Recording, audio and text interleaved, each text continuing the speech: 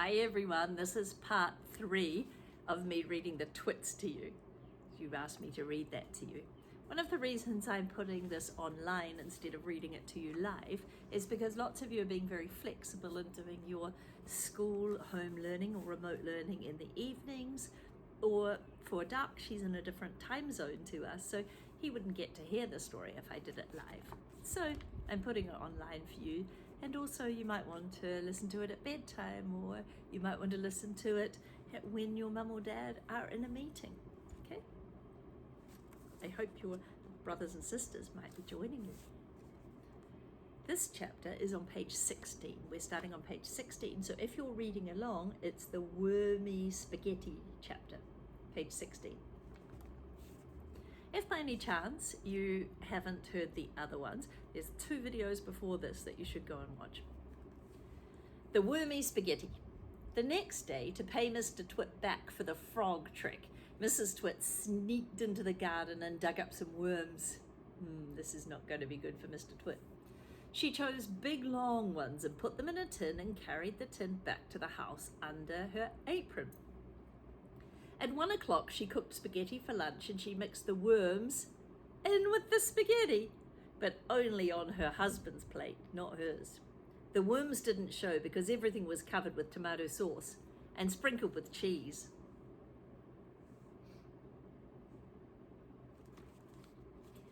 "Hey, my spaghetti's moving," cried Mr. Twit, poking around with his fork. "Ah, it's a new kind," said Mrs. Twit, taking a mouthful from her own plate, which of course had no worms. "It's called squiggly spaghetti. It's delicious. Eat it up while it's nice and hot." Mr. Twit started eating, twisting the long tomato-covered strings around his fork and shoveling them into his mouth. Soon there was tomato sauce all over his hairy chin. "It's not as good as the ordinary kind," he said, talking with his mouth full, of course. "It's too squishy." "I find it very tasty," said Mrs. Twit. She was watching him from the other end of the table. It gave her great pleasure to watch him eating worms. "I find it rather bitter," said Mr. Twit. "It's got a distinctly bitter flavour. Buy the other kind next time." Mrs. Twit waited until Mr. Twit had eaten the whole plateful. Then she said, "You want to know why your spaghetti was squishy?" Mr. Twit wiped the tomato sauce from his beard with the corner of the tablecloth. "Why?"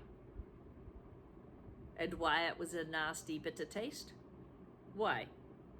"Because it was worms," cried Mr. Twit, clapping her hands, stamping her feet on the floor, and rocking with a horrible laughter.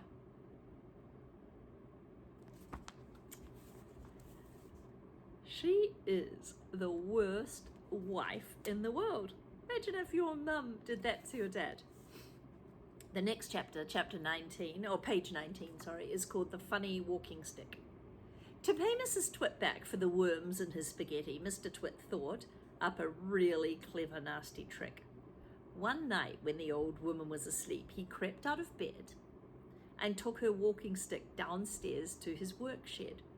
There he stuck a tiny round piece of wood, no thicker than a 1-cent coin, we don't have those in Singapore, maybe a 5-cent coin, onto the bottom of the stick. This made the stick a bit longer, but the difference was so small that the next morning Mrs. Twit didn't notice at all. The following night, Mr. Twit stuck another tiny bit of wood on the end of her walking stick. Every night he crept downstairs and he added a tiny thickness of wood to the end of the walking stick.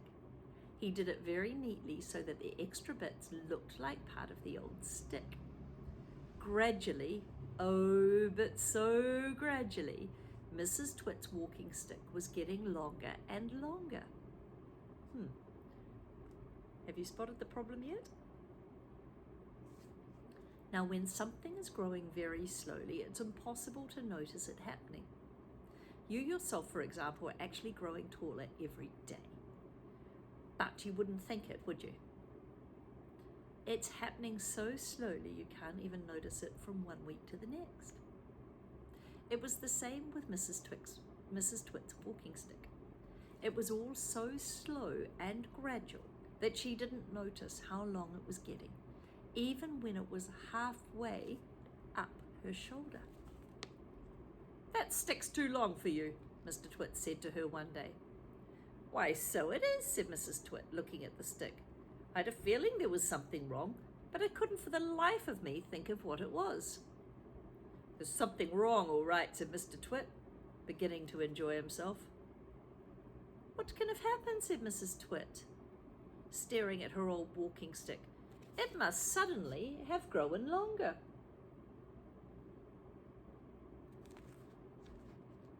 "Don't be a fool," said Mr. Twit. "How can a walking stick possibly grow longer? It's made of dead wood, isn't it? Dead wood can't grow." "Then what on earth has happened?" cried Mrs. Twit. "It's not the stick, it's you," said Mr. Twit, grinning horribly. "It's you that's getting shorter. I've been noticing it for some time now." "Not true," said Mrs. Twit. "You're shrinking, woman," said Mr. Twit. "Not possible." "Oh, it's not possible." Got the wrong character then, didn't I, for a minute? "Oh, yes, it jolly well is," said Mr. Twit. "You're shrinking fast. You're shrinking dangerously fast. Why, you must have shrunk at least 1 foot or 30 centimetres in the last few days." "Never!" cried Mrs. Twit. "Of course you have. Take a look at your stick. See how much you've shrunk in comparison. You have got the shrinks. That's what you've got. You've got the dreaded shrinks." Mrs. Twit began to feel so trembly she had to sit down. Page 23, the next chapter, Mrs. Twit has the shrinks. By the way, that's not a real word, having the shrinks, or a real phrase. But when you shrink, you get smaller. Something shrinks, it gets smaller. As soon as Mrs. Twit sat down, Mr. Twit pointed at her and shouted, "There you are! You're sitting in your old chair and you've shrunk so much your feet aren't even touching the ground." Mrs. Twit looked down at her feet, and by golly, the man was right. Her feet were not touching the ground. Oh no, what's he done? Because she hasn't really shrunk. What's he done? Mrs. Twit looked down at her feet. By golly, the man was right. Her feet were not touching the ground. Mr. Twit, you see, had been as clever with the chair as he had with the walking stick. Every night when he had gone downstairs and stuck a little bit extra on the stick, he'd done the same to the 4 legs of Mrs. Twit's chair. "Just you, look at you sitting there in your same old chair. You've shrunk so much your feet are dangling in the air." Mrs. Twit went white with fear. Ugh.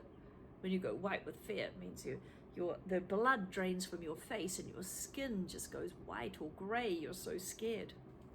"You have got the shrinks," cried Mr. Twit, pointing his finger at her like a pistol. "You have got them badly. You have got the most terrible case of shrinks I have ever seen." Mrs. Twit became so frightened she began to dribble. But Mr. Twit, still remembering the worms in his spaghetti, didn't feel sorry for her at all. "I suppose you know what happens to you when you get the shrinks," he said. "What?" gasped Mrs. Twit. "What happens?" "Your head shrinks into your neck.